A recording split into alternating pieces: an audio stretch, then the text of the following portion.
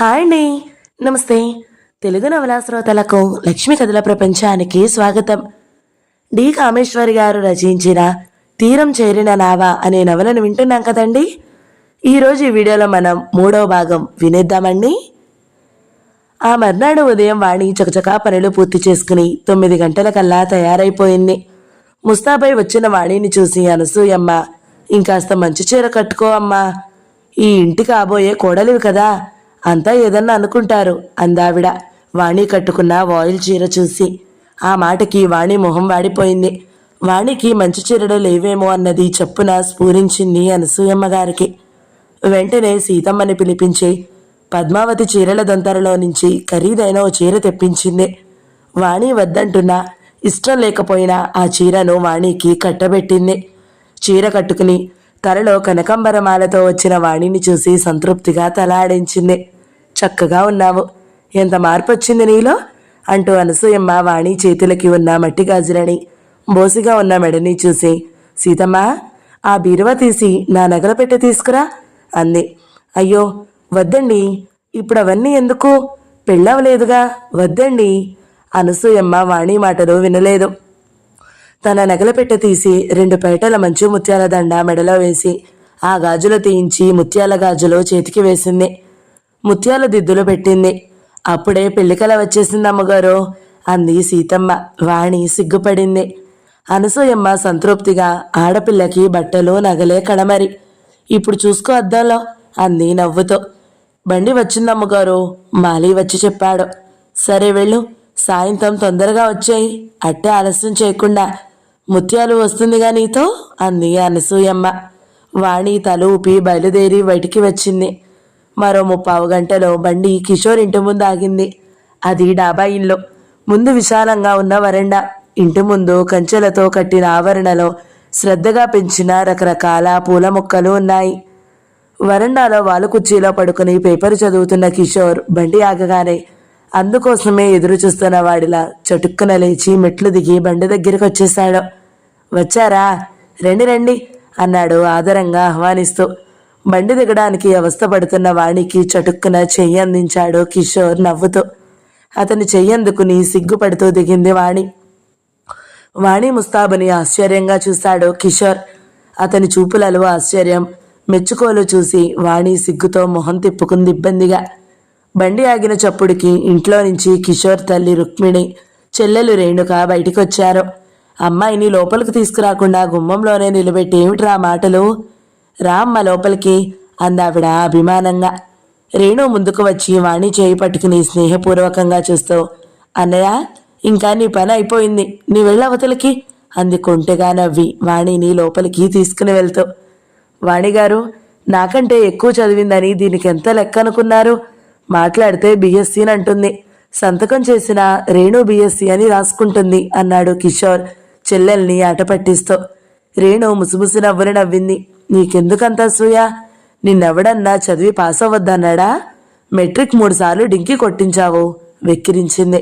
అబ్బబ్బా, ఏమిట్రా మీ ఇద్దరి గోలా, ఆ అమ్మాయిని అలా నిలబెట్టి ఇద్దరు దెబ్బలాటకు దిగారు రుక్మిణి మందలించింది. కిషోర్ రేణు ఇద్దరూ నవ్వుతూ హాల్లోకి తీసుకెళ్లారు వాణిని. వాణికి ఆ అన్నా చెల్లెల వాదన ముచ్చటగా అనిపించింది. ఆ పల్లెటూరులో కిషోర్ చెల్లెలు అంత చదువుకున్నదై ఉంటుందని, రేణుక రుక్మిణిల కట్టుబొట్టు ఆధునికంగా ఉండడం ఆశ్చర్యాన్నే కలిగించింది. మధ్యహానిలో ఫోము, సోఫా సెట్టు, రేడియో, పుస్తకాల ర్యాక్, గోడలకి 2 మంచి పెయింటింగ్లు, కిటికీలకి పరదాలు, పెద్ద ఆడంబరంగా లేకపోయినా బీదరికపు ఛాయలు, పొలం దున్నుకునే రైతు ఇల్లులా మట్టుకు లేదు అనిపించింది. రేణు కిషోర్ల అల్లరి, కొంటెతనం చూస్తే సరదా అనిపించింది. అబ్బబ్బా, ఏమిట్రా మీ వాదన, ఇంక చాలు ఊరుకోండి. రామ్మ వాణి, అనసూయమ్మగారు ఎలా ఉంది, రాజారావు ఎప్పుడొస్తాడు ఊరి నుంచి, నువ్వు చాలా బాగా పాడతావట కదా, కిషోర్ చెప్పాడు నిన్న పాడావని. రుక్మిణి ఆప్యాయంగా వాణితో కబుర్లు మొదలుపెట్టింది. బాగా ఏమిటమ్మా, అద్భుతం, విని తీరాల్సిన పాట, నా పుణ్యం కొద్దీ నేను వినగలిగాను కిషోర్ ఆవేశంగా అన్నాడు. పోవోయ్, నీవేనేమిటి, ఇవాళ మేము వింటాము అందరేను మధ్యలో అడ్డుతో. మా కిషోర్కి పాపం పాటలంటే ఎంత పిచ్చో రుక్మిణి అభిమానంగా అంది. చదువెలాగో వంటపట్టలేదు, వాడికి సంగీతం అన్నా చెప్పించాల్సిందమ్మా రేణు కొంటెగా అంది. ఆడపిల్లవు, నువ్వు నేర్చుకున్నావు, ఇంక వాడికి నేర్పించాల్సిందే. దానికి సంగీతం చెప్పించక పుణ్యం కట్టుకున్నావు, లేకపోతే ఊర్లో గాడిదలన్నీ ఇంటి మీద పడితే కొట్టలేక చచ్చేవాణ్ణి. కిషోర్ ఉడికించాడు. రేణుక లేచి అన్నని కొట్టబోయింది. ఇదమ్మా వరుస, ఒక్క క్షణం ఇద్దరికీ పడదు.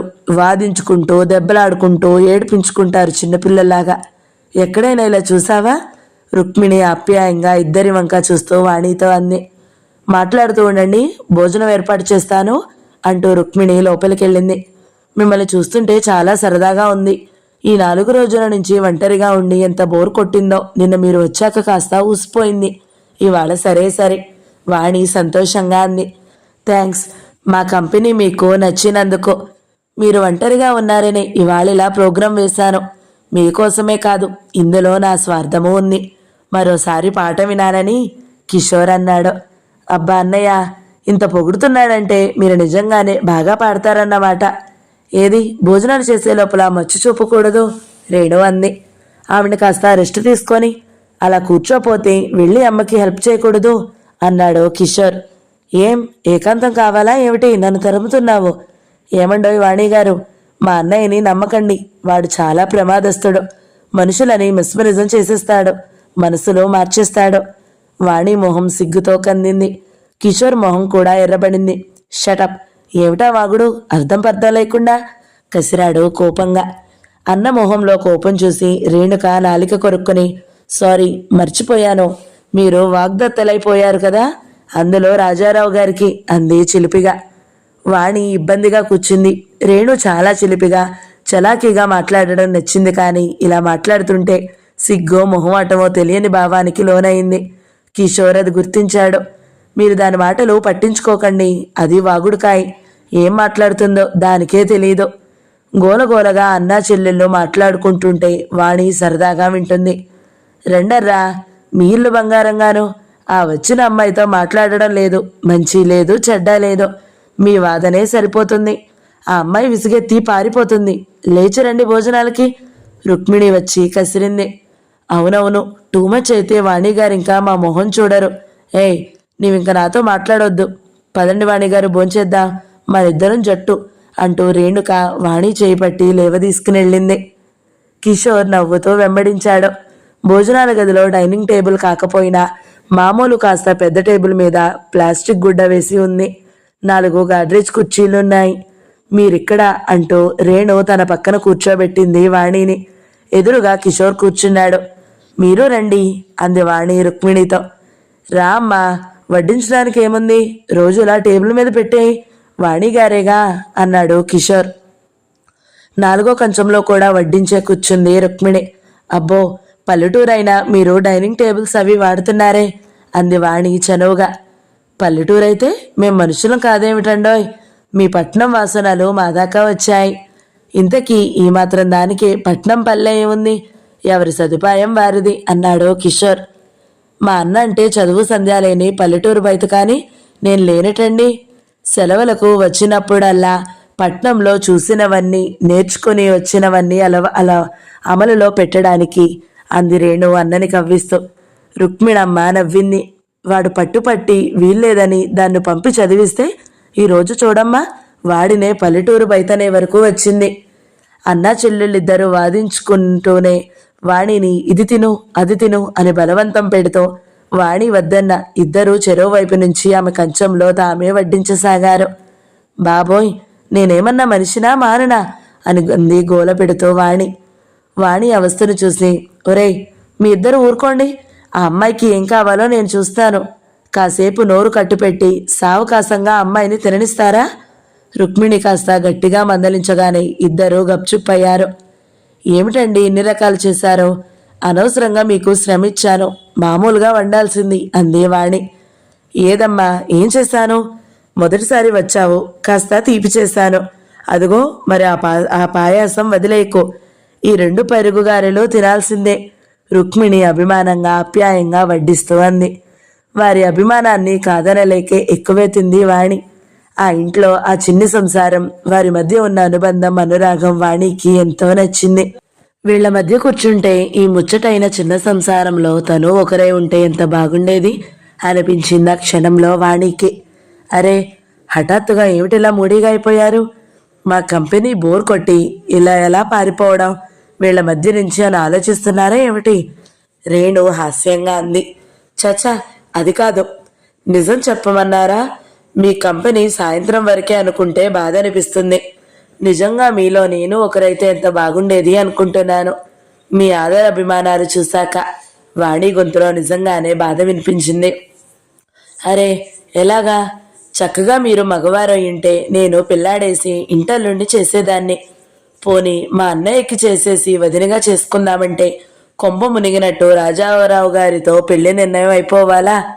పోని చిన్న నాటకం ఆడేది ఆఖరి క్షణంలో సినిమాలో లాగా ఆ రాజారావు గారిని స్టోర్ రూమ్లో కట్టిపరేసి అన్నయ్యని పెళ్లిపీటల మీద కూర్చోపెట్టేస్తే ఎలా ఉంది ఐడియా? రేణు జోక్ చేసింది.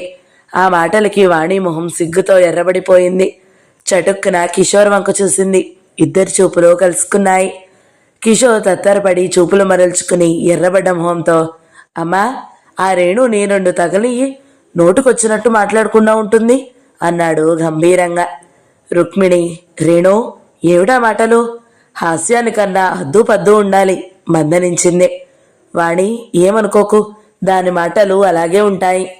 కిషోర్ కోపంగా కళ్ళెర్ర చేసి చెల్లి వంక చూశాడు. అన్నగారి కళ్ళల్లో కోపం నిజమైనదిగా గుర్తించి రేణు లెంపలు వేసుకుంటూ ఇక అన్ననట్టు యాక్షన్ చేసింది. అది వాణి కంటబడకపోలేదు, మనస్సులో నవ్వుకుంది. భోజనాల ముందు నుంచి అంతా లేచారు. రుక్మిణి వంటిల్లు సర్దుకుంటుంది. వక్కపొడి అందించింది రేణు. మా నాన్నగారు అని చెప్పి ఒక ఫోటో చూపించింది రేణు. ఇందాకటి నుంచి అడగాలనుకుని మీ అమ్మగారి ఎదుట అడగలేకపోయాను. మీ నాన్నగారు పోయి ఎన్నాళ్ళయింది అంది వాడి కుతూహలంగా. అంత చిలుపుగా మాట్లాడే రేణు మొహం మారి విషాదం అలుముకుంది. ఎన్నాళ్ళో అవలేదు, 4 ఏళ్లే అయ్యింది. ఆహా, అట్టే వయసుండి ఉండదే. అప్పుడు ఈ ఊర్లోనే ఉండేవారా? అబ్బే, పోయే నాటికి 50 కూడా లేవు. అమ్మది నాన్నగారిది ప్రేమ పెళ్ళి. నిజం, ఆ రోజుల్లోనూ ప్రేమ వివాహం జరిగిందంటే అభినందించాల్సిందే. అభినందనలు మన దేశంలో తిట్టకుండా ఉంటే అభినందించినంత ఫలం. అందుకే అయిన వాళ్ళందరికీ దూరమయ్యారు అమ్మా నాన్న. అమ్మది నాన్నగారిది కులం వేరు. అమ్మది కులం తక్కువైనా కాస్త ఉన్న కుటుంబం. నాన్న లేనింటివారు. అందుకని పెద్దలు ఆమోదించలేదట. అయినా అమ్మ తెగించి అందరినీ కాదని నాన్నగారిని పెళ్లాడిందట. అందుకే వీళ్లను వెలివేసి మళ్లీ గుమ్మంలోకి రానేయలేదట. అసలిద్దరికీ పరిచయం ఎలా అయింది? వాణి కుతూహలంగా అడిగింది. అమ్మ మెట్రిక్ చదువుతుండగా నాన్న స్కూల్కి మాస్టర్గా వచ్చారట. మీ అమ్మగారు మెట్రిక్ చదివారా? వాణి ఆశ్చర్యంగా అడిగింది. ఏం ఆశ్చర్యంగా ఉందా? అమ్మ కాలంలో ఆడపిల్లలు మెట్రిక్ చదవడం గొప్పే కదూ అంది రేణు. అమ్మ క్లాస్ అంతటికి ఫస్ట్ వచ్చేది. మాస్టర్ అంటే అమ్మకి గౌరవం, శిష్యురాలంటే నాన్నకి అభిమానం. అలా అలా అలా ఇద్దరి మధ్య ప్రేమ మొదలైంది. ఇద్దరూ పెళ్లి చేసుకోవాలి అనుకున్నారు. ఈలోగా ఇంట్లో అమ్మ ప్రేమ వ్యవహారం తెలిసి కట్టడి, తిట్లు మొదలయ్యాయి. తాతగారు వంశగౌరవం కోసం ప్రాణాలిచ్చే మనిషి. అమ్మ ఒకరోజు ఇంట్లో నుంచి పారిపోయి నాన్న ఆవిడ దేవాలయంలో పెళ్లాడేసి భర్తతో సహా ఇంటికి వచ్చిందట. మరి ఆ ఇంటి తలుపులు అమ్మకి శాశ్వతంగా మూసుకుపోవడమే కాక తాతగారు తన పలుకుబడి ఉపయోగించి నాన్న మాస్టర్ గిరి పీకించి పారేశారట. ఆ కోపంలో ఉద్యోగం దొరక్క ఎన్నాళ్ళో అవస్థలు పడి పడి ఆఖరికి పల్లెటూరు వచ్చి నాన్న చిన్న స్కూల్ ఆరంభించి ఊర్లో వాళ్ల సహాయ సహకారాలతో ఇక్కడ నిలదొక్కుని ఊరందరికీ మంచయ్యారు. అప్పటి నుంచి అమ్మా నాన్న ఇక్కడే ఉండిపోయారు. కొందరు భూములు ఇచ్చి కౌలు చేసుకోమన్నారు. అమ్మా నాన్న ఇద్దరూ పొలం పనులు అలవాటు లేక అనేక అవస్థలు పడి మమ్మల్ని చదివించారు. అలవాటు లేని శ్రమకి నాన్నగారు తట్టుకోలేక ఆరోగ్యం పాడు చేసుకున్నారు. ఎలాగైనా కొడుకునన్నా చదివించి ఉద్యోగస్తుణ్ణి చేయాలనుకున్నారు. ఆ ప్రయత్నంలో ఆయన ప్రాణాలే పోయాయి. రేణు కళ్ళు చెమర్చాయి. అందుకే అన్నయ్య ఏ భూమి కోసం నాన్నగారు రాత్రింబగళ్ళు శ్రమించి ప్రాణాలు తీసుకున్నారో ఆ భూమిని 10 చేయనిదే నిద్రపోనని ప్రతిజ్ఞ పెట్టాడు. చదువయ్యాక వెంటనే పొలం పని చేతపట్టాడు. 4 ఏళ్లలో ఈ చుట్టుపక్కల భూములన్నీ కౌలుకు తీసుకుని వ్యవసాయం చేతబట్టి ఈ చుట్టుపక్కల రైతులందరిలోకి తలమానికం అయ్యాడు. నాన్నగారి అప్పులన్నీ సగం చెల్లకట్టాడు. ప్రతి ఏడాది 1 ఎకరం పొలం చొప్పున మా భూమికి కలుపుతున్నాడు. మా అవస్థలు గట్టెక్కాయి. ఈరోజు దేనికి అవస్థ లేకుండా గడుపుతున్నామంటే మా అన్నయ్య పంతం కార్యదక్షత వల్లే. రేణుక ఏదో కథ పూర్తి చేసినట్టుగా అంతా చెప్పి అన్నగారి వంక ఆప్యాయంగా చూసింది. కిషోర్ పంతం పట్టి నన్ను పట్నం పంపి చదివించకపోతే ఎంతోమంది పల్లెటూరు అమ్మాయిల మాదిరి ఇక్కడున్న థర్డ్ ఫారంతో నా చదువు ఆగిపోయేది. అంచేత దెబ్బలాడిన అన్నయ్య అంటే నాకు అభిమానమే సుమండి. మా వాదన చూసి మమ్మల్ని బద్ధశత్రువులు అనుకోకండి, రేణు నవ్వుతూ అంది. కిషోర్ ఆప్యాయంగా రేణు వంక చూశాడు. అక్కడికి 2 మైళ్ళు ఉంది కిషోర్ తోట. పొలాల మధ్య మామిడి, కొబ్బరి, సపోటా, బత్తాయి, నారింజ రకరకాల పెద్ద పెద్ద చెట్లతో నిండి ఉందేమో. చాలా చల్లగా ఉంది. తోటలోకి అడుగు పెట్టగానే ఆశ్చర్యంగా నిలిచిపోయింది వాణి. అదేమిటి ఇక్కడే నిలబడిపోయారు? లోపలికి పదండి అన్నాడు కిషోర్ నవ్వి. ఒకరు క్యారియర్, మరొకళ్ళు ఫ్లాస్కులో వాటర్ బాటిల్ అన్నీ తలొకరు పట్టుకుని లోపలికి నడిచారు. చుట్టూతా పెద్ద పెద్ద ఫలవృక్షాలు, మధ్యలో 2 ఎకరాల స్థలంలో రకరకాల కూర మొక్కలు, పాదులు వరుస వారీగా ఉన్నాయి. వాటి మధ్య మోటుబావి, బావికి 2 పక్క చిన్న పూల తోట. తోట నిండా గులాబీ, చామంతి, మల్లె, కనకాంబరం, మరువం, మళ్ళు కట్టి లైన్ల వారీగా ఉన్నాయి. అబ్బా ఎంత బాగుంది మీ తోట! చిన్నపిల్లలా సంబరపడి వాణి పూల మొక్కల మధ్యకి పరిగెత్తింది. రేణు వాణి వెంట పరిగెత్తింది. కిషోర్ నవ్వుతూ పెద్ద మామిడి చెట్టు కింద సిమెంటుతో చప్టా చేసిన చోట తెచ్చిన జంకానా పరిచి తల్లి చేతిలో నుంచి క్యారియర్ అందుకుని ఫ్లాస్క్ అన్నీ అక్కడ పెట్టాడు. నేనిక్కడ కూర్చుంటాను, అమ్మాయికి 4 వైపులా చూపించి తీసుకురా అంది రుక్మిణి. తోటలో నాటిన పూల మొక్కలు ఒక్కొక్కటి ఎంత డబ్బు పెట్టుకుని వేసిందో, ఎంత కష్టపడి ఎరువులు అవి వేసి పెంచుతున్నది చెప్పసాగాడు. ఆ విరిసిన పూల మధ్య వనకన్యలా నిలబడి ఉన్నారిద్దరు. ఆ తోట అందానికి పారవస్యంతో నిలబడిపోయింది వాణి. ఆ తోటలో లేని కూర మొక్కలు రకాలు లేవు. వంకాయలు, బెండకాయలు, గోరుచిక్కుడు, ఆనపకాయలు, దోసలే కాక టమాటో, కాలీఫ్లవర్, క్యాబేజీ, ఆఖరికి కొత్తిమీర, పచ్చిమిర్చి నిండి ఉన్నాయి. లైన్ల వారీగా బోదులు కట్టి నీళ్లు పడుతున్నారు 2 కూలీలు. కాలువల గుండా మోటుబావి నుంచి నీరు పారుతుంది. పూల మొక్కల మీద, కూర మొక్కల మీద నెలకి 500 వస్తాయని చెప్పాడు కిషోర్. మామిడి, సపోటా చెట్ల వైపు తీసుకెళ్లి తోటంతా తిప్పి చూపాడు. ప్రతిదీ వివరించి చెబుతూ ఉంటే వాణి ఉత్సాహంగా వింది. 2 ఏళ్ల నుంచి అన్నయ్య తోటకి ప్రైజ్ వస్తుంది. క్రితమేడు ఫ్లవర్ షోలో అన్నయ్య గులాబీలకే ప్రైజ్ వచ్చింది. రేణుక గర్వంగా అంది. వాణి ఆరాధనాపూర్వకంగా చూసింది. కిషోర్ కార్యదక్షతని మెచ్చుకుంది. వాణి చేయి పట్టుకు అక్కడికి కొద్ది దూరంలో చిన్న కుటీరంలా అందంగా వెదురు బద్దలు కట్టి ఉన్న చోటికి తీసుకెళ్ళింది రేణుక. పైన రెల్లుగడ్డి, వెదురు కర్రలతో దళసరిగా కట్టిన గోడలు, చిన్న కుటీరం, ముందు శుభ్రంగా అలికిన అరుగులు, ఒకటే గది, చిన్న కిటికీ, చిన్న పర్ణశాలలా ఉంది. అరే బాగుందే, ఇదేమిటి, ఏం చేస్తారు ఇందులో? వాణి లోపలికి వెళుతూ అంది. పొలం పనిచేసి అన్నయ్య మధ్యాహ్నం కాసేపు రెస్ట్ తీసుకుంటాడు, అందుకే ఈ మంచం. లోపల మడత మంచం మీద ఫ్యాను, ఓ టేబుల్, కుర్చీ, అల్మారాలో కొన్ని పుస్తకాలు, పత్రికలు ఉన్నాయి.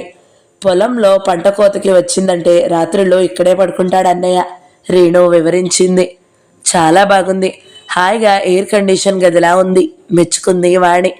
ఇంకా మా ప్రోగ్రాం అయిపోయింది, మీదే బాకీ ఉంది, మొదలెట్టండి అన్నాడు కిషోర్ చెట్టుకి ఆనుకుని కూర్చుంటూ. పాడమ్మా, నీ పాట కోసం ఇంత దూరం లాక్కు వచ్చారు అంది రుక్మిణి. ముందు రోజు కంటే ప్రకృతి వడిలో మరింత స్వేచ్ఛగా హాయిగా గొంతెత్తి పాడింది వాణి.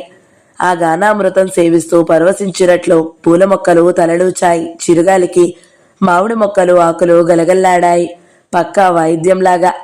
కొబ్బరి మట్టలు జమ్మట్టు తలలూచాయి. శ్రోతలు ముగ్గురు ఊపిరి పీల్చుకోవడం మర్చిపోయారు. 1.5 గంట వాణి పాటలు పాడింది. చాలే అమ్మా, ఎంతసేపు పాడినా వినాలనే ఉంటుంది మాకు, అలసిపోయావు అంది రుక్మిణి ఆప్యాయంగా వాణి భుజం మీద చేయి వేస్తూ. తర్వాత అంతా నవ్వుకుంటూ పలహారం, కాఫీలో పూర్తి చేశారు. 4 గంటల పొద్దు పడమటెక్కి తిరిగింది. శీతాకాలమేమో సాయంత్రం అయ్యి ఎంతసేపు అయినట్లో అయిపోయింది. ఇవాళ ఎంత బాగా గడిచిపోయింది. ఇప్పుడు మిమ్మల్ని విడిచి వెళ్లాలంటే అప్పుడే బెంగగా ఉంది. నిజంగా మీరంతా ఎప్పటి నుంచో పరిచయం ఉన్న ఆప్తమిత్రుల్లా అయిపోయారు. వాణి నిజంగానే దిగులుగా అంది. పోనీ రాత్రికి ఉండిపోకూడదు ఏమన్నయ్యా అంది రేణు ఆశగా. కిషోర్ వాణి వంక ఒకసారి చూసి ఏం చెప్పాలో తెలియనట్లు తటపటాయించాడు. వద్దమ్మా వెళ్ళని, అనసూయమ్మ గారు పంపించారు, అంతే చాలు. రాత్రికి ఉంటే ఆవిడ ఏమన్నా అనుకోవచ్చు. ఆవిడ మాట ఎలా ఉన్నా వద్దు, ఉండడం మంచిది కాదు అంది రుక్మిణి. తల్లి అభిప్రాయంతో ఏకీభవించినట్లు కిషోర్ వాచి చూసి 4:30 అయింది, 5కి బయలుదేరదాం. పెద్దమ్మగారితో చీకటి పడకుండా దింపుతానని చెప్పాను. మీరు మాట్లాడుతూ ఉండండి, పెద్దమ్మగారి కోసం కూరలు కోస్తేస్తాను అంటూ కిషోర్ లేచి వెళ్ళాడు. వాణి ఒక క్షణం ఆలోచించి రుక్మిణి వంక చూసి, మీకు రాజారావు గారిని పెద్దమ్మగారిని అందరికీ తెలుసా? రుక్మిణి వాణి మొహంలోకి చూసి, తెలియకపోవడమే, అయితే రాకపోకలు మాత్రం అంత లేవు అంది అదోలా నవ్వి. అయితే ఒక ప్రశ్న అడుగుతాను, జవాబు చెప్పండి. రాజారావు గారి భార్య పద్మావతి గారు నిజంగా చనిపోయారా? చచ్చిపోవడం ఏమిటి? ఆవిడ ఇంట్లో నుంచి లేచిపోయింది. రుక్మిణి జవాబిచ్చే లోపలే రేణు అనేసింది. రేణు, రుక్మిణి తీక్షణంగా చూసింది కూతురి వంక. రేణు, చదువుకున్నావు, నోటికి ఏదొస్తే అది మాట్లాడే ముందు ఆలోచించడం నేర్చుకో. నీకు తెలుసా ఆవిడ లేచిపోయిందో చచ్చిపోయిందో అంది తీవ్రంగా. తల్లి కోపం చూసి రేణు మొహం చిన్నపుచ్చుకుని, ఏమో, అందరూ అనే మాటే అన్నాను అంది నెమ్మదిగా. ఏమోనమ్మవాణి, వారింటి గొడవలు మాకెలా తెలుస్తాయి? అందులో ఒక ఊరు కూడా కాదు. ఆ కబుర్లు వీళ్ళు వాళ్ళు అంటే వినడం కానీ మాకెలా తెలుస్తాయి? అంతా తలో రకంగా అంటారు. అయినా ఎందుకు అడిగావు?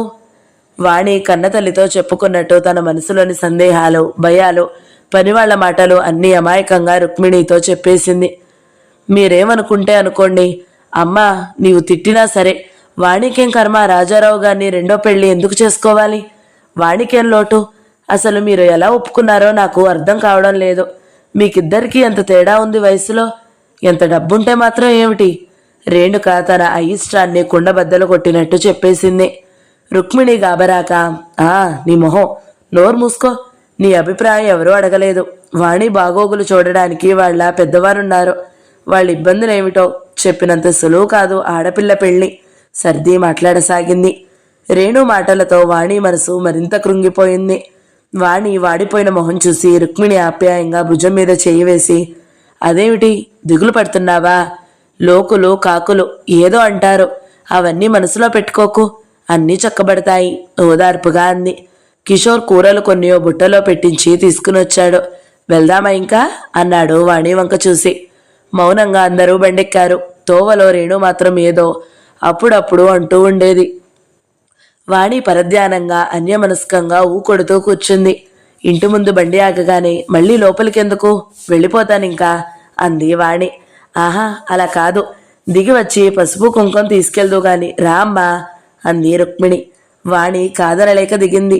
రుక్మిణి రేణుక చేత వాణికి బొట్టు పెట్టించి చీర, రవిక గుడ్డ ఇప్పించింది.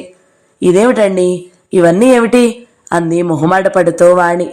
తీసుకో అమ్మా, నీ పెళ్లికి మేం రాలేము, అందుకే ఇస్తున్నాను. మొదటిసారి వచ్చావు, మళ్ళీ వస్తావో లేదో పెళ్ళైతే, అందుకే ఇచ్చాను. నిన్ను చూశాక నా రేణులా అనిపించావు, అందుకే ఇంట్లో రేణు కోసం కొన్న చీర ఇచ్చాను. అంత ఖరీదు కాదనుకో అంది రుక్మిణి ఆప్యాయంగా భుజం తట్టి. ఆ అభిమానానికి వాళ్ళ కళ్ళు చెమర్చాయి. చటుక్కున వంగి ఆమె పాదాలకి నమస్కరించింది. వారిని వదిలి వెళ్లాలంటే మనసు ఒప్పలేదు. అయినా తప్పదు. స్నేహంగా రేణు చేయి నొక్కి, మీరొకసారి తప్పక రావాలి, మర్చిపోకూడదు, మరి వెళ్ళొస్తా అంటూ బయలుదేరి బయటికి వచ్చింది వాణి. బండి బయలుదేరింది వాణి కిషోర్లతో. కిషోర్ ప్రోత్సాహం మీద అతను అడగకుండానే పాట అందుకుంది. కిషోర్ వాణి వంక అలా చూస్తుండిపోయాడు. కాసేపు తరువాత అతనికి తెలియకుండానే కళ్ళు మూసుకున్నాడు తన్మయత్వంతో. ఓ అరగంట తరువాత వాణి గొంతు ఆగిపోవడం విని కళ్ళు తెరిచి ఆవేశంగా, వాణి, వాణి, నీవు నాకు ముందెందుకు కనబడలేదు? 1 నెల ముందు నాకెందుకు తెలియలేదు వాణి నీవు అన్నాడు ఆవేశంగా వాణి చేతులు పట్టుకుని. ఆ క్షణంలో కిషోర్ తనని తాను మరిచిపోయాడు. వాణి ఆశ్చర్యచకితురాలై చూసింది. ఆ ఆవేశం, భావోద్వేగం క్షణంలో తగ్గిపోయిన తర్వాత కిషోర్ చటుక్కన వాణి చేతులు వదిలేశాడు. క్షమించండి, నేను మర్చిపోయాను, ఏమీ అనుకోకండి ప్లీజ్ అన్నాడు వణికే గొంతుతో.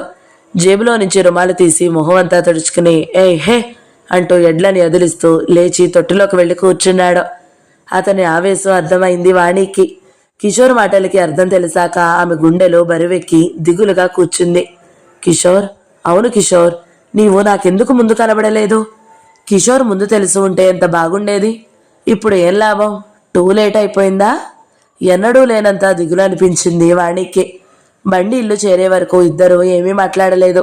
ఇల్లు చేరాక కిషోర్ బండి దిగి వెనక్కి వచ్చాడు.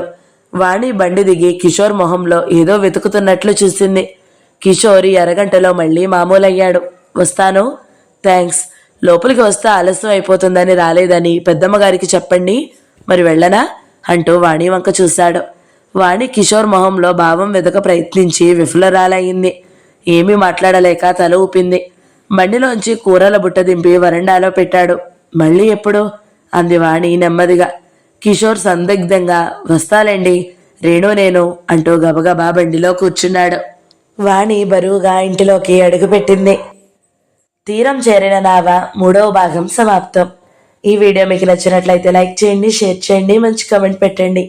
ఎవరైనా మొదటిసారి మన ఛానల్ని చూస్తున్నట్లయితే సబ్స్క్రైబ్ చేసుకోండి. Thank you so much for watching. నమస్తే.